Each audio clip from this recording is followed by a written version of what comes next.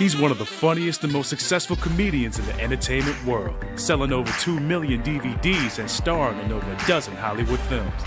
His It's Pimpin' Pimpin' tour was named the most successful comedy tour of 2008. But with all of his success, Katt Williams has encountered his share of controversy, rivalries, and troubles with the law. He's also an actor, father, and entrepreneur. This is the tale of a phenomenon. Katt Williams. Katt Williams. No, Katt Williams is... Anyway, Katt Williams. It's like Katt Williams. It's Katt Williams. Katt Williams!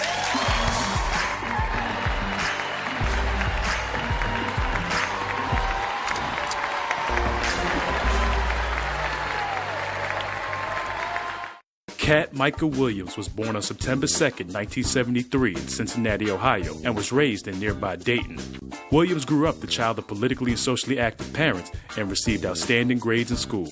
He doesn't have some terrible traumatic past. He was very well educated, a genius in his classes, and he doesn't have one of those, I didn't know my mama and daddy stories. He doesn't. Katt rejected a scholarship to the National Science Academy, choosing instead to become a comedian and following the steps of his idols, such as Don Knotts, Bill Cosby, and Richard Pryor.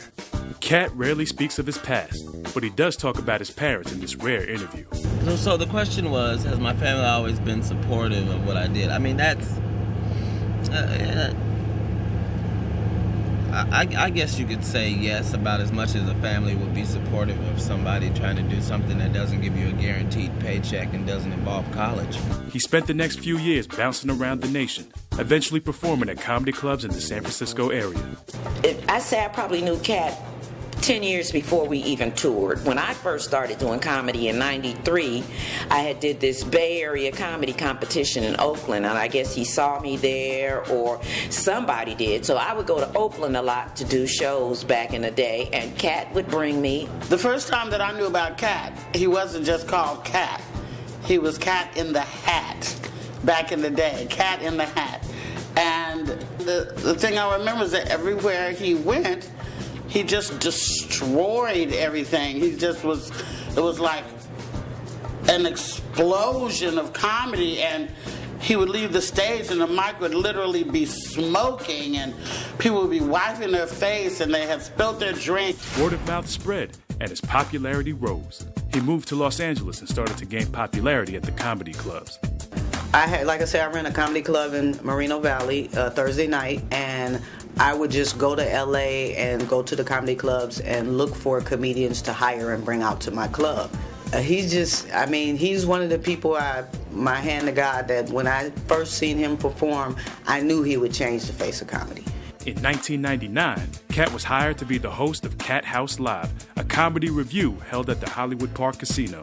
Well, Katt House Live started in the summer of '99, and we did it at the Hollywood Park Casino up until 2004, 2003. I need Spanish people to make Spanish noises. See how the niggas was making that's some fucking Spanish noise.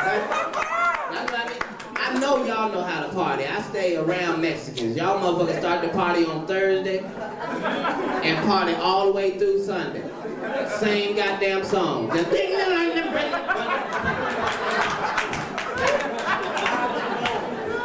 Every once in a while you hear, I need y'all to make some noise, okay? All right. And our first show, we had 10 people. And I was so disappointed, I was ready to go. I'm like, well, Katt, I guess we can just go home now. And he was like, well, Rick, you gonna bring me up? I said, bring you up? He said, there's only 12 people out there. Well, you know the show must go on, is what he said. And I'm like, the show must go on. You have roots here in LA in terms of starting out at the Hollywood Park Casino. Hollywood Park Talk Casino. about that history there. Yeah, I didn't just pop up. I was actually out there working in the Hollywood Park Casino. We did Katt House Live there for 2 years straight, and just working in front of 37, 39, maybe 100 people, just week after week after week after week. Black folk, we ain't real good on customer service. We sound like we got an attitude even when we going directly from the manual. It sound like we got an attitude. Hello, may I take your order, please? You know we love to see you smile. Even saying the right shit, it don't sound friendly. You be like, yeah, let me get a number 7. Let me show you what I'm talking about. This is why you need some white friends in your life. 3 o'clock in the morning, go through the phone book, find a white name and call it. They're gonna be just as pleasant. 3 o'clock in the morning, just hello. No, I'm sorry. Nobody here by that name. What number were you calling? Oh, no, it was a 7. Yeah. No, it happens to the best of us, Alrighty then. No, try it. If it doesn't work, call me back. We'll figure this thing out. You can call a nigga you've been knowing since high school at 3 o'clock in the afternoon. Hello? Damn, nigga, you know my story's on. Nigga, call me back in an hour. But it wasn't until 2002 that Katt Williams had his big breakthrough. He was cast in a small but very memorable role as Money Mike in the film Friday After Next. See, the thing is, we just opened up around here, you know what I'm saying? And we've been having some problems, obviously, as you see. I appreciate what y'all did, because these cockroaches would have cleaned me out this season. Speaking of cockroaches, where was your antennas when them niggas was stealing my shit out the stove? I didn't see him take anything. You didn't see him take anything? Well, look next time. Use your eyes. They ain't supposed to just be hazel. They're supposed to do some goddamn work around here. This ain't for play. I don't do this for fun. I'm sorry. The thing that was crazy was he was so convincing in this role that people who didn't know him before as Katt in the Hat actually thought he was a pimp. He had to really work to get that off of him. Yeah, Money Mike also was another stepping stone to the tour, because once they saw him as Money Mike with Ice Cube, it just set it off. Everybody, who's this Money Mike? Who's this? And then him portraying a pimp. Oh, God, they love that. The film put Katt's name on the media radar. Afterwards, he appeared on several nationally syndicated shows, including The Tracy Morgan Show, Def Comedy Jam, and My Wife and Kids as the fast-talking breakdancer Bobby Shaw. Oh my God! It's Bobby Shaw, fresh and in of the flesh.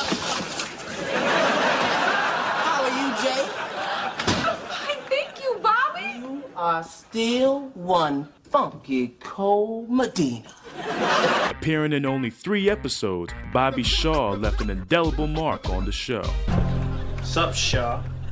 Sup, Mike Love? You haven't changed a bit since high school. Thank you very much. No, I mean you haven't grown an inch. Yeah, well, thyroid. Plus I smoke cigarettes and drink coffee. Jay, did you invite this man to my house? Invite this man? You don't invite the wind. The wind just blows in. Katt also took roles on shows not associated with conventional comedy. I watched him once on Girlfriends do a role that I was like, wow, I didn't even know Katt could do that. But he surprised me, pleasantly surprised me. So, what do you do exactly? Well, you know, as a computer guy, I mostly work on computers. In 2006, Katt took to the road with his massively successful tour, The Pimp Chronicles. The show was captured on tape and was released as his first comedy special. First of all, white people, please stop putting them little blue leashes on your children. Please stop doing that. That is only entertainment for niggas. That's all that is. We be excited then the motherfucker. Look at him, look at him. That's why white kids grow up and kill everybody in the goddamn school, because you done treated them like a German shepherd ever since they was 3. They be in the store like, oh, I want that.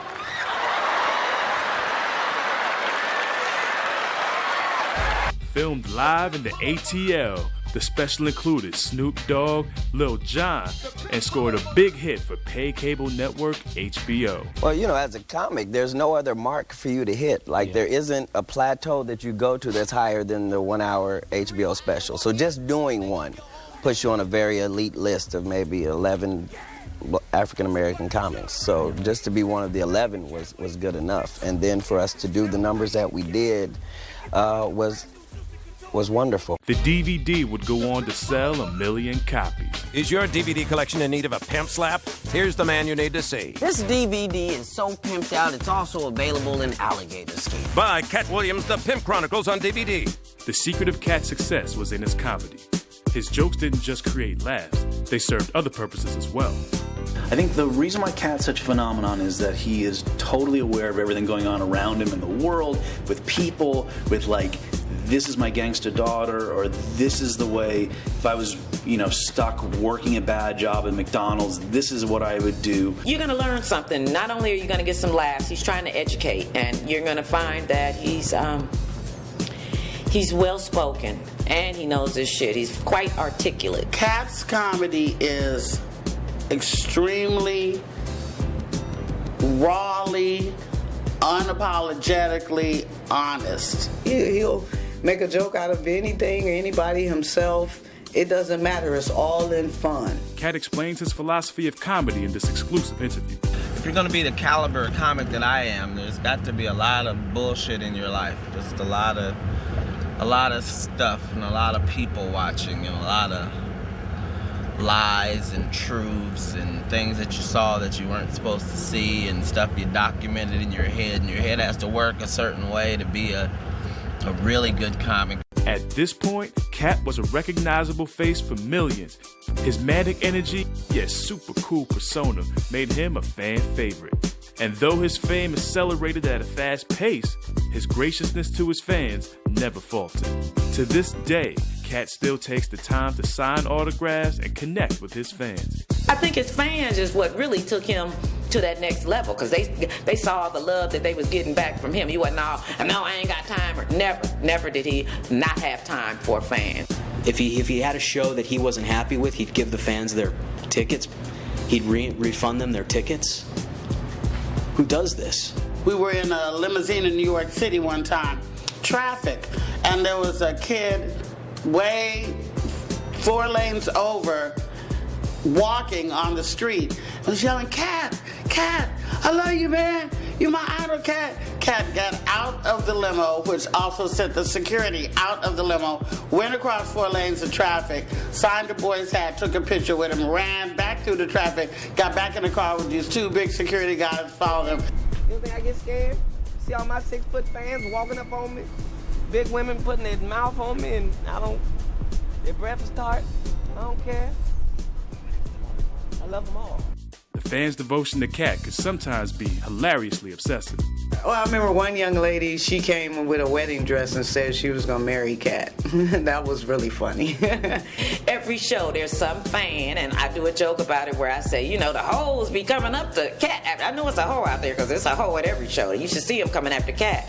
And so what she did was she pulled her titty out and asked Katt for an autograph. And Katt's like, where you want me to sign? You know, he's all excited. I'm like, sign on one of them lines, because Lord knows her titty had a whole bunch of stripes on it. So.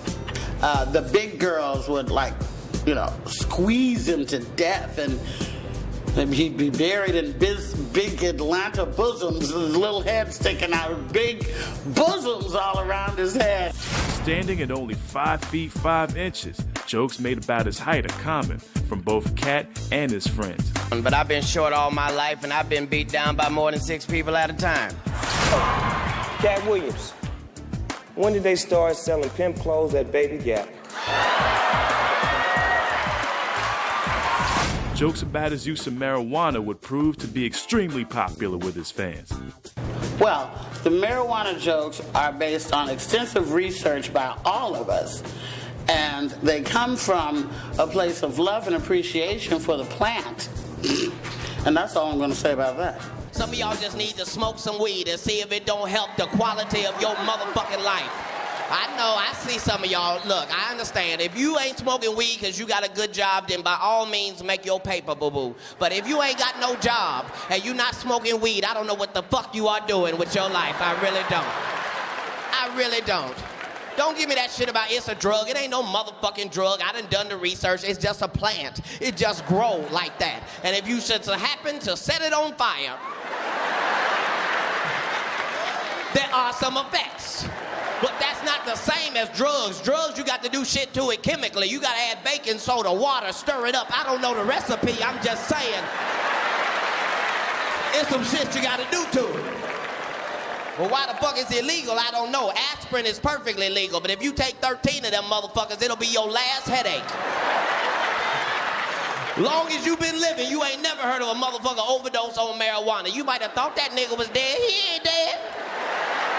He gonna wake up in 30 minutes, hungry enough to eat up everything in your house. That's the side effects. Hungry, happy, sleepy. That's it. Instead of hiring the hottest comedians to open his shows, Katt chose old friends such as Linnell, Cookie, and Melanie Camacho for his opening acts. This group of comedians would later be known as the Katt Pack. Katt loved Frank Sinatra, and he loved the idea of the Rat Pack. When Katt literally reached back and got me and asked me that I want to go on tour, it was my first opportunity to go on tour doing comedy, and I was very grateful. Yeah, he changed my life by exposing me to the masses and to the audiences that he exposed me to. When he got to LA, he reached out for me to come do comedy. I've been, wherever he was at, and he called me for the tour, In addition to the priceless exposure, Katt's generosity exceeded their wildest dreams. Well, he surprised us all one day with a shopping spree when we were on the road, and he rented a bunch of vehicles and gave everybody a bunch of money and told us to go shopping, and we wasn't expecting that. He surprised me. I guess it must have been around Christmas, and I was admiring another lady's boots. I'm the queen of boots. I have all the boots, and I saw some boots, and I was like, oh, them is bad. Where you get them from? And she didn't want to tell me or whatever. So a couple of weeks later, it was almost Christmas. Here comes this big old box, and I guess everybody else had seen them already on the tour, and I hadn't seen them yet. And they were like, I was like, what is it? What is it? Don't worry, just open the box. And it was the boots. There they were. Katt's newfound visibility led to a slew of film and TV appearances. The multi-talented Williams was now allowed full reign to show off his many creative talents. Nick Cannon's Wildin' Out showcased Katt's freestyle skills. Now, Wade Brady, I know you a star, but I got more chrome on this buckle than you got on your car. Your hickory dock. Your girl was on my She came to my house, I turned her out, and now she sells my Katt also introduced one of his funniest characters, the hilariously corrupt Judge Mo Dollars. Justice has a new name, Judge Mo Dollars. Court is in session. Judge Mo Dollars. Peaches, what the hell are you doing With here? your damn kids. Look at Larry, 6 years old now. You ain't paid he was 6 months. You gonna come in here on my show and embarrass me, bitch? You could've went to another court show. You could've went to the Price Right. And if that wasn't enough, Katt began a recurring role on the popular animated show, The Boondocks. That's what I said, Slickback. No, it's a pimp named Slickback, like a Tribe Called Quest. You say the whole thing. A pimp named Slickback. Can we call you Slickback for short? No, nigga, I'm a pimp named Slickback. Crystal, who is this person? Nigga, are you deaf? I'm a pimp named Slickback. Say it with me now. He's my pimp. Katt expanded his experience as an actor, landing roles in hit films such as Epic Movie and Norbit. Yes, for a limited time only, we are proud to present to you our barbecue, baby back, horseradish, mustard, and peanut butter encrusted ribs with a slight Jägermeister infusion sprinkled with chamomile leaves with a horseradish and dandelion salad on a bed of rice. Though not common in Hollywood films, much of Katt's characters and dialogue come from improvisation. Directing Katt and actually in writing with Katt is a great way to take credit for funny stuff. I think that's what I learned more than anything from working with Katt, is that you can put your name on something and he made it funny and then you get credit for it. He's a non-scripted actor. You'll give him a script, but he's gonna punch it up and say something more funnier than what you have written on your script. It's not nothing personal or nothing like that. It's just that sometimes you have to let that caliber of entertainer be themselves, and when they be themselves, it comes off exactly how you want it. What church are you in? Ricky, sit down. What? No, get your hands off of me. Sit down, man. It is hot as Satan's breath in here. Ricky. What? Are What? you all right? Yes, I'm all right. Are you all right, miss? I just fainted, trying to one-up me because you saw me faint one time, and now you think everybody can faint. No, I'm fine. I am fine. I'm just a little frustrated. Katt's first taste of controversy came on November 6, 2006, when Williams was arrested at LAX after a stolen gun was found in his carry-on bag. Once you pull up in front of the airport and get out, with this new multimedia age, the pictures start there, the text start there. Katt Williams is coming through the airport. So you get to the TSA agents, and they always had some reason to try to pat him down. And, could you step over here for additional screening, please? Yeah, as if we didn't know that was going to happen. The fuck am I doing at the airport with a goddamn pistol and I'm supposed to be doing shows and shit? That was a mistake. I had too much luggage, too many guns. My motherfucking bad. At least my nigga friends understood. My white friends didn't understand at all. That motherfucker. What? He had a gun? Niggas like, yeah. Nigga better have a motherfucking gun. White people like, but it was stolen. Yeah. I'm gonna shoot a nigga with my gun? What kind of bullshit is that? Bam, bam, there's the evidence. Come find me. His explanation was self-defense, given that he traveled in some dangerous places where guns were necessary. He was sentenced to 3 years probation, but the incident had become part of Katt's public image. Katt, how was it? How was it in there? It was jail. I don't recommend it on the day your DVD comes out. Thanks for everybody for buying it. It's a good look. What do you think? What's going to happen? You going to make it to the BET Awards? Going to the BET Awards right now. Right now I'm going. But yeah, thanks for everybody for your support. You're buying my DVD, help me get out. Thank you. Appreciate you posting my bail for me. It's something that happens. Good stuff happens, bad stuff happens. It just happens. Thank you guys. Katt's image also became synonymous with flashy outfits and expensive jewelry. Katt had always taken his fashion seriously, as it contributes to his allure. For him to be the comic that brings bling to comics, because comics wasn't blinged up until then. The famous ones, they'd have a ring or a watch, but to have it the way rappers have it, yeah, it's Katt Williams. If you're going to have hats for him, you better have some $30,000 hats that no one else has ever worn, and you better have a selection, because there's a reason he likes one and there's a reason he doesn't like another. The more successful you are, the better you dress, the more you bling. It's just to show everybody else, hey, I've arrived. Let me also ask about the jewelry. This is nice. This is jewelry. Yeah, I'm becoming the new Liberace, it appears. Everybody wants to talk about the jewelry. I just need the motivation. I need to look down and see I'm doing something to keep me excited about things. Right. Yeah. So you look down and you see, like, things are good. Things are good. Don't worry about the economy, the recession, the mortgage, gas prices. Just ignore all that. Katt is meticulously involved in every detail of his wardrobe, including designing his outfits.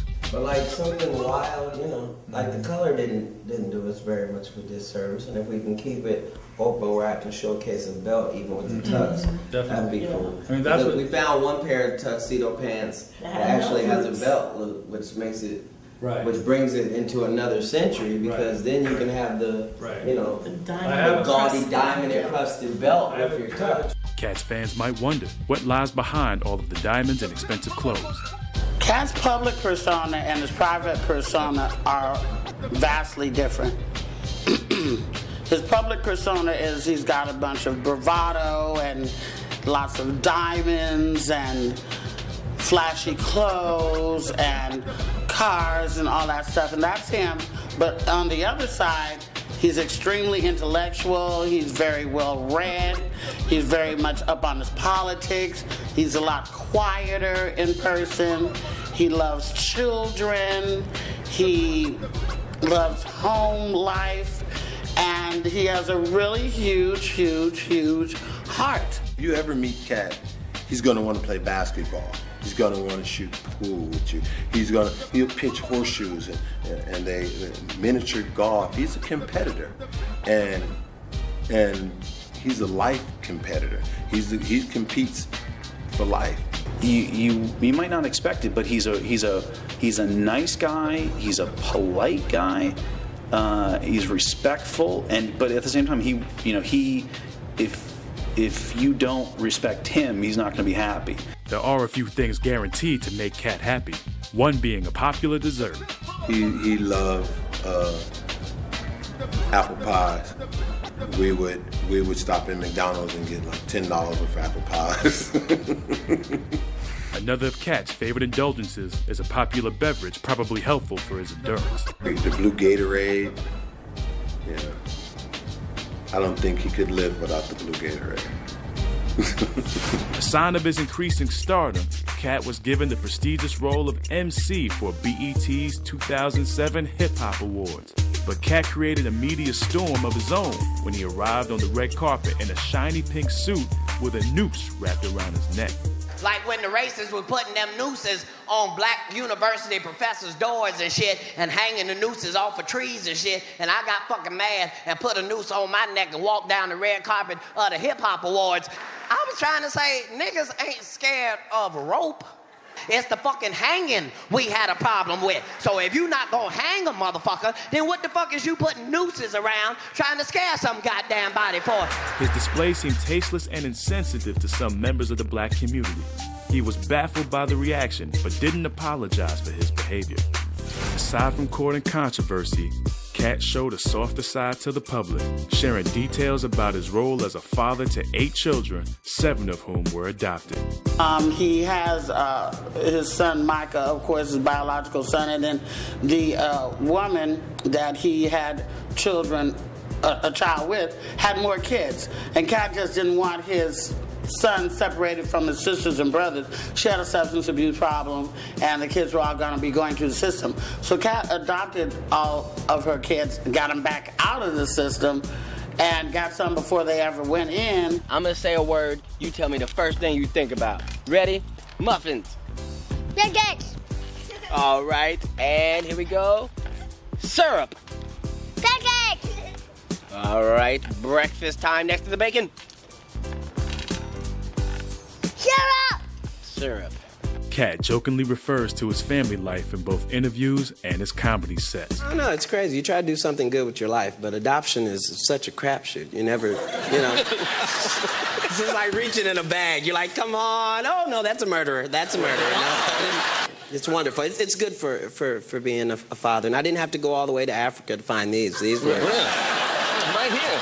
You'd be surprised. There were like needy children right down the street. It's wow, good. that's amazing. On January 13th, 2008, Katt Williams' second comedy special, American Hustle, premiered on Comedy Central to nearly 2 million viewers.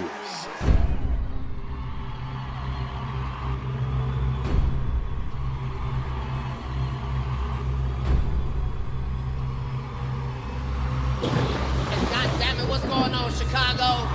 Shit! The film documented Katt's massively successful 2007 comedy tour, but also added a new twist. The movie featured elaborate sets and a scripted plot, inspired by Williams' experience in Hollywood. My pitch was that we would make fun of the executives who were sort of, trying to control Katt and Katt's life and his career. We want to be in the film business with Katt Williams. Okay. All right. Here's how we see it. Okay. Let me throw some names at you. Please. Eddie Murphy. Martin Lawrence.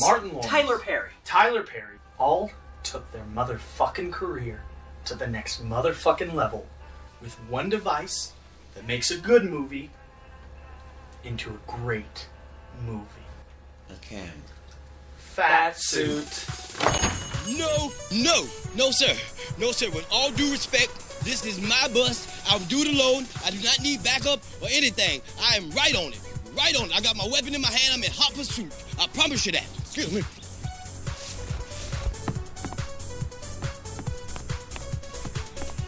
I'm gonna get you. I'm gonna get you. Katt's jokes from the American Hustle tour were his best. Crocodile Hunter was the shit. He wasn't scared of shit. If you think he ain't gangster, go to your neighbor house and jump on their Rottweilers and see how that work out for you. That white boy was the shit, because he wasn't mean or nasty or nothing. He was friendly and informational. Mother be hunting crocodiles. Oh, that's a beauty right there, mate. All right, I've got her in my sights now. Wait for it, wait for it, wait.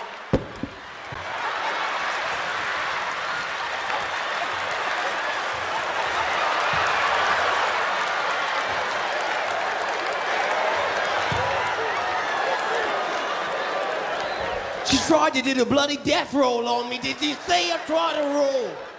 American Hustle featured celebrity cameos by the Brat, Snoop Dogg, Ludacris, and Jeremy Piven. Now, here's my question to you. Do you have your inner pimp with you now? You waited way too long. What the fuck are you doing? Of course you do. American Hustle was originally supposed to feature several more of Katt's celebrity friends. So there were so many people who wanted to be in it. Like, I mean, Shaq wanted to be in it. Terry Crews wanted to be in it. Samuel Jackson. Like, it was kind of crazy because it would be like, Katt would be like, I got to take this because it's Shaq. And so, we just couldn't, because we had such a tight schedule and Shaq was in Miami, Samuel Jackson was shooting something somewhere. And so a lot of those people, we just couldn't get them in. For the live show, Williams reached back to his Katt pack, choosing Linnell, Red Grant, and Melanie Camacho for opening acts. They starred in the film as well. It was like touring with your best friends. We played so many games and had so much fun. People stop you on the street. Did y'all really travel in that car? Did y'all? Like, hell no, we didn't travel in that car, in that Cadillac. But if we had, it would have been just like it looked in the movie. I'm just sitting back just listening. If this is any indication of what's going to happen tonight, It's a little bit of an indication. It's a little bit of an indication. And hey, don't be wearing them bright colors to the show. Damn, lady. Trying to blind somebody. Wait a minute, she does not speak for pimping. I know you already got it picked out. No lime green gators tonight. Hey, only lime green I want all the crippled keloid women to wear your loud colors and come on. No. You talking about Katt can't come to the show now. I can't no. We don't want no bag of Skittles all up in the performing arts. That's Katt every night. No. I ain't seen Katt no opinion of pimping. I want all the pimps to come out. Anybody with polyester gets 10% off. That's right. show goes down tonight, Don Charleston Performing Arts Center. Showtime is at what time? I don't know. 7:30, 7-ish. Showtime right now. I hope you are not the opening act if you don't know what time it is. You in trouble now. Stories from behind the scenes say that Katt and his friends were riding high during the filming of American Hustle, so to speak. There was a scene in the movie where we had to smoke some weed. Katt Williams is not the man to fake smoking weed. From a professional standpoint, it makes things funnier to the people who are smoking it. So I remember Brett, the director, he said, "Okay, you guys get the fake joints out here." And we were like, "Fake joints?" And he was like, "Yeah." We're like, "Well, we got some real weed." And he's like, "Who's got weed?" We're like, I do. Red Grant doesn't smoke. But he had to smoke during the scene. So he's getting all messed up and, we were just giggling and it was just crazy. It was fun. And then you watch Red and he's just, all of a sudden he's getting twitchy and his eyes are bloodshot and he just starts laughing so hard. Flexing his musical muscles, Katt made guest appearances on albums by Ludacris, Lil' Kim, and several others. He writes his own songs and records in the studio when he finds time. A long time ago, I was attempting to start a record label, Ricochet Records, and it never got started, but I knew a bunch of rappers, and I would take Katt to the studio, and he would out-rap these rappers, I mean, these are real professional rappers, and these guys are really, out here on the struggle and out here on the grind, and they writing, and he is blowing them out the water. His rap music, he's passionate about. He's very passionate about. It's very good. I mean, it stands out there with the rest of them. And he raps about topical things, and he's very witty, very smart lyricist, and he's an excellent rapper. He really is. But I think that there's nothing that he couldn't do that he wants to do. The next step for the next king of comedy. All you gotta do is laugh. I don't want all your money. I'll take half. Katt may be a rapper, but his taste in music might surprise his fans. Katt used to always play in the limousine Corinne Bailey Rae. Just like the sun, sounds like a rainbow. You wouldn't think that he would listen to her, but he listens to her. He listens to a lot of rock and roll. He listens to symphony music and arias, and he's very well-rounded. He's not what you would think. His musical tastes are all over the place. But the Corinne Bailey Rae thing really threw me. Though busy with his own music career, Williams took the time to appear in music videos for Outkast, Ludacris, Sugar Free, E40, Nick Cannon, and Lil' Kim. Raise your right hand, put it over your left shoulder, and smack the taste out of anybody say any more rumors about anybody, let alone Lil' Kim. Now, wealthy from the success of his films, Katt built a luxurious estate in Los Angeles, California. He gave fellow comedian Kathy Griffin a rare inside look. His regal property includes a collection of cars, a golf course, and a mini zoo.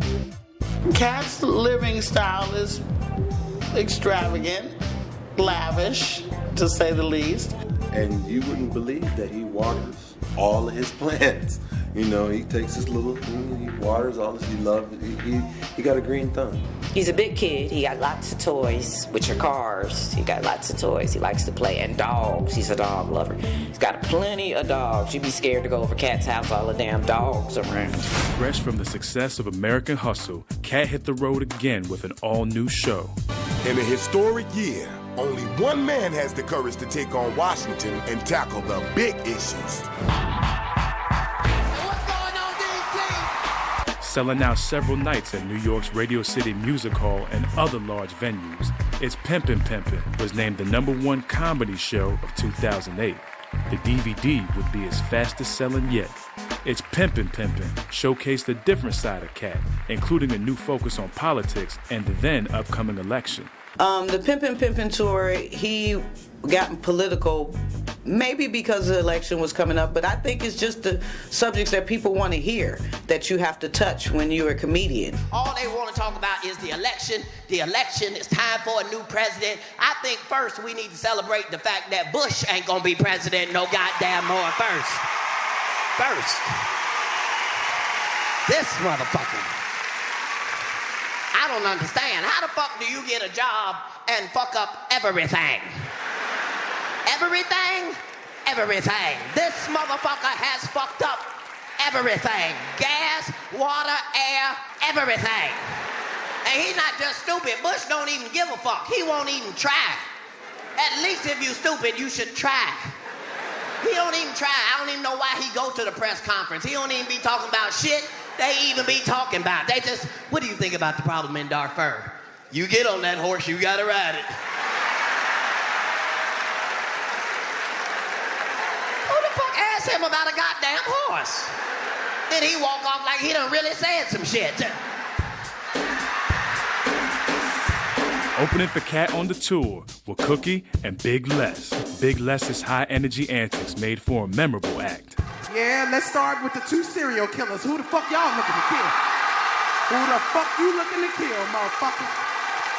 Do I fit the profile? Because I'm going to start fucking with you, right, boy? So you kill him and you fuck him while he there, right? Come on, sick motherfuckers. You look sick. You look sick, nigga. This is a pedophile sweater, nigga. That's Katt even added a joke about Big Les into his routine. Can we please give it up for Leslie one time? Can we give it up for Leslie one time? I be wanting Leslie to suck my dick, but she look like she take it way too serious. She look like she'll suck a nigga dick long past the point of being a man about it. Just wait a minute, Leslie, stop it.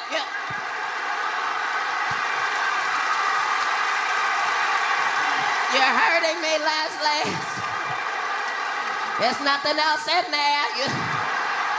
You done erased the numbers off my SIM card with the price of gas. Now, nigga gotta walk. I think she forget. She ain't regular size. She say she want to get fucked good. That's, you got to be an athlete to fuck Leslie. She 7 foot tall. You got to be in shape.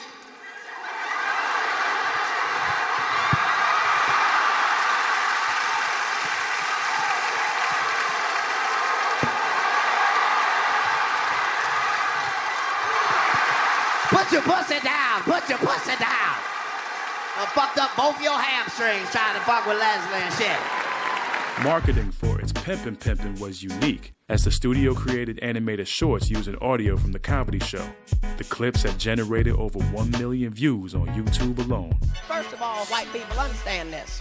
If you cannot understand what it's like to be a tiger in a zoo, I don't know how you ever gonna understand what it's like to be a nigger in America if you can't understand what it's like to be a tiger in a zoo. Look at white people. What? Niggas are tigers now? They're great. Follow along, white people. It's like when them motherfuckers got attacked by that goddamn tiger in the goddamn zoo in San Francisco and shit, and they had it all on CNN like it was a national tragedy and shit. Just, oh, it's so sad. What? I didn't see nothing sad at all. These was grown motherfuckers. I feel like if you a grown motherfucker and you get killed, and you get killed by a tiger, and you get killed by a tiger in a zoo, I think God's will has been done for your life. I think that's exactly what the fuck's supposed to happen. And these motherfuckers zookeepers got on TV and started talking shit about the tigers, start snitching on the tigers like they was disappointed in the tigers and shit. Like, we can't believe they would even do something like that. They've never done anything like that before. And if they're a danger to the community, then we'll have to get rid of them. You gonna get rid of the tiger? You gonna get rid of the only real motherfucker in the whole goddamn equation? You gonna get rid of the tiger? Fuck that. I'm a parent. I got kids. I feel like if you raise a child at any age that's dumb enough to climb into a tiger's cage, you should tell them the rest of the goddamn story. Then the tiger eat your asshole out, baby. That's the end. But for Katt, more controversy was on its way. Exactly 2 years to the day that he had been arrested for concealing a gun, Katt was arrested on November 7, 2008, after cops allegedly spotted 3 guns in his 10-person posse's convoy. The incident further reinforced his street persona. Fortunately for Katt, weapons possession charges against Williams were later dropped. One time, Katt was arrested and got bailed out. You know, had a theater full of people waiting to see him, and they were able to get him out, and shoot, came straight to the show and went on stage and said, I just got out of jail, just literally minutes ago. Always known to share his wealth and success, many of Katt's friends tell stories about Katt giving back to his fans. I mean, this is a headline you were in. Said Katt Williams hands out $100 bills at comedy club. What was that all about? I saw that on the news. You were just handing out money. What? It was a robbery, actually. No, I was trying to pay my tithes, you know. Yeah. Sometimes you had to just go to the people and actually pay it directly. You know, you can't. Okay. Katt has such a big heart. He would do stuff like, we're on stage, show is over, we're doing a college. Katt takes $5,000 cash, hundreds out of his pocket, throws it to the college students. These kids are about to kill themselves trying to get to the $5,000. Your problems becomes his, and he tries to figure out a way to help you solve them. As 2008 rolled to a close, Katt's popularity eclipsed almost all of those who he saw as competition in the urban comedy market. Fueled by both the comics and comedy fans, a battle brewed between Steve Harvey and Williams. Harvey was the only comedian that Katt saw as a threat to the throne of being the king of black comedy. I thought we was cool. I give him love every time, had him on my show every time. But if you're gonna do another stick, just tell the brother that you're sticking with. Dog, I'm gonna be dogging you on the radio. But it's just, we just moving tickets. Then we can go in the huddle and go, ready, break. But now, don't just do it. Then I come time, I hear about it. Because then tonight, now I just gonna do what I do. I don't say nothing negative. My show is my show. Steve Harvey's a radio disc jockey, okay? He's the host of the four guys who all wear the same suit, okay? He's the host of that show. Katt Williams is this new voice, this different voice. Tension built to a crescendo on December 31st, 2008, when Harvey and Williams were put on the same bill in Detroit as the Battle of the Comedy. The championship of comedy with the original king, Steve Harvey. This ain't the radio show. And the king of underground comedy, Katt Williams, in his last comedy stand-up performance. It was almost like you had to choose sides. Who was you, or you're on Team Steve or Team Katt? Looking at my Gucci, it's almost that time. Ladies and gentlemen, I cannot wait to get to Detroit. I know what you heard. I know what people been saying. I promise you, they over-exaggerated. I am on my way. And if you like me, you should be there. And if you don't like me, you should be there. Based on the audience's reaction, Williams was the clear-cut victor. Katt made a concert out of just verbally abusing Steve Harvey. That nigga should have talked about me the way I've been to talk about his bitch, man. Nigga, the fucking been down to a championship, my nigga. Steve Harvey should have never did that. He should have just did the show and not called it a battle and all that. Because it's hard for you to step in a ring that you're not used to. Okay? Steve Harvey is not used to the Katt Williams ring. You can't step in Muhammad Ali's ring if you is a wrestler and not a boxer. Katt, when he goes on stage, it's war. It's war.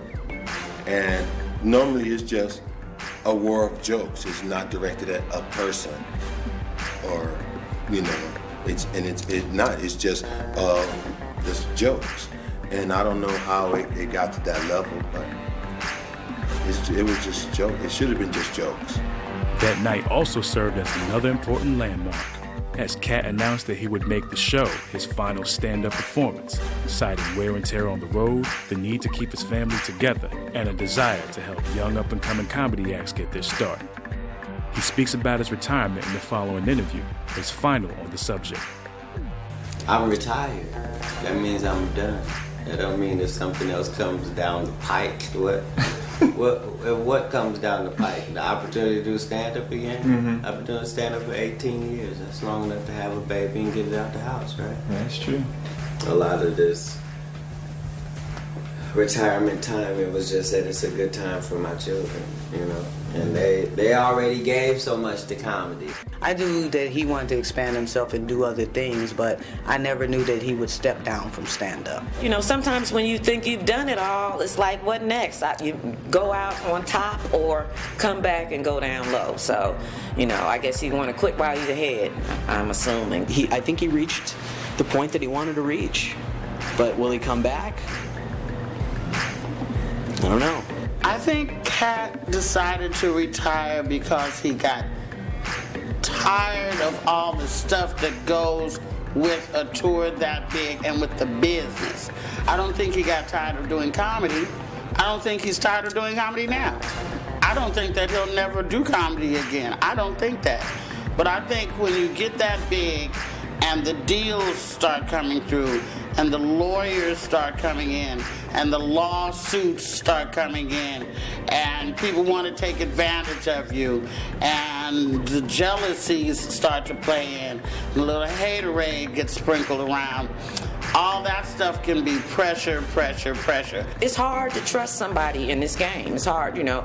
Once you start bringing in all that money, everybody's got their hand out for it. So it's hard to trust for anyone. Katt reveals his personal feelings about his career in this exclusive clip. I plan to grow old. I plan to die. That's basically where it comes out to.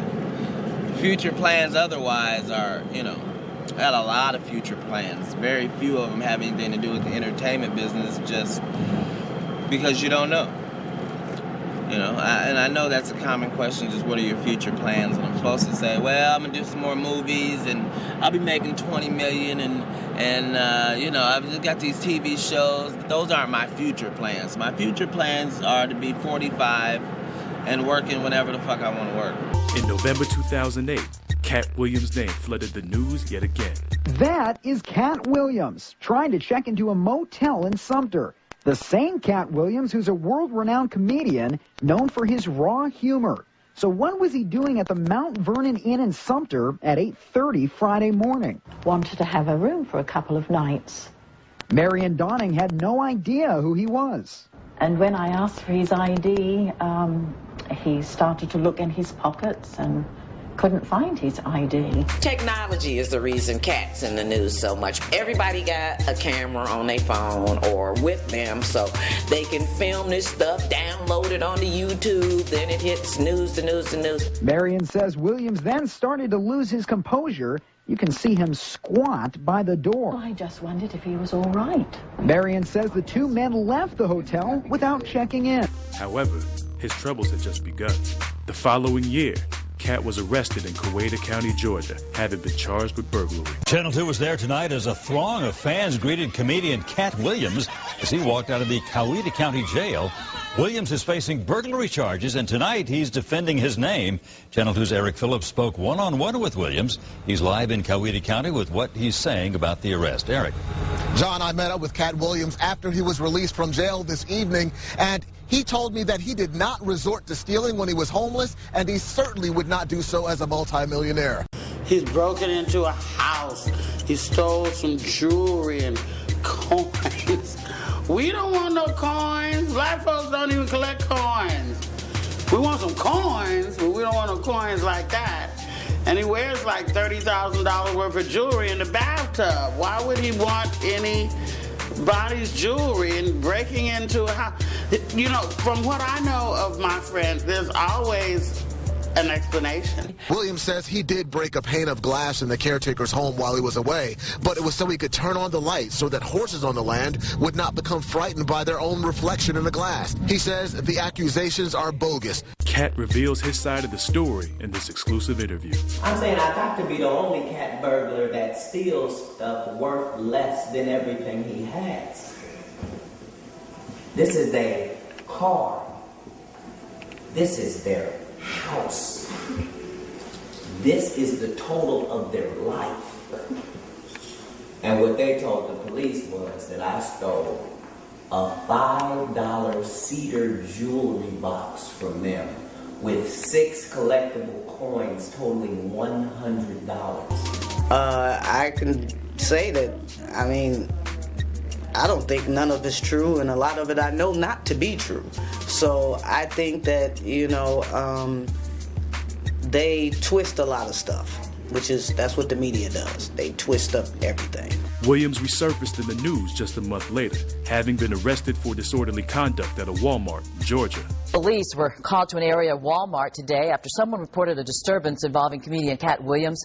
Authorities have been questioning Williams for hours about the incident. We have again another incident today involving Katt Williams and law enforcement today at this parking lot of a Walmart here in Noonan. There are reports of a fight that did involve the actor and comedian, and he has been questioned by police here in this case, though he has not been charged. Capping it off, in May 2010, news reports announced that Katt was in debt to the IRS to the tune of $284,000. His representatives quickly responded to the press, stating that everything would soon be rectified. This, however, did not stop rumors of a bankrupt Williams. Katt addresses the bankruptcy rumors in his only post-retirement interview. I don't care what lies they are. They said I was bankrupt. The same day they said I was bankrupt, I got a check for his pimping for $1.4 million. I haven't cashed it. I still got it. And I'm trying to figure out how a nigga with $3 million is stealing $3,500 worth of jewelry in Coweta County, Georgia. I hope that I hope all the court stuff stops, though. because it's not good for him. It's bad publicity and makes me worried. As his friend, I worry. Even while fighting lawsuits, Katt focused his attention back to his acting career, appearing in films such as the independent drama Lonely Street. Man, my grandmother made this jacket. Get off me. You tell me about his killer. What do you mean? You mean, what do I mean? You asked me to watch the room, and I watched it. Then you asked me to get you the master key, which I did. And then you went in, and then he's dead. I didn't kill this guy, Roden. I didn't kill him. Did anybody else come in or out of that room? Everybody came in and out of that room. It looked like the goddamn Cinco de Mayo parade. Just people in and out. And in his most recent film, Cats and Dogs, The Revenge of Kitty Galore, Katt voices the role of Seamus, the wisecracking pigeon. I don't know anything, I tell you. My brain is the size of a grape or a raisin, either a big raisin or a little grape. Oh, boy. As for his retirement, it's questionable whether Katt will return to the mic or not. His friends offer their thoughts to the situation. Jordan retired 3-4 times. Magic retired 3-4 times. Ain't no reason Katt can't retire 3 or 4 more times. Come on. He's just too good. Like, there are a lot of bad stand-ups out there, and so it'd be nice to have him back up on the microphone. I absolutely think that he will do stand-up again. Don't know that he will go on a tour again.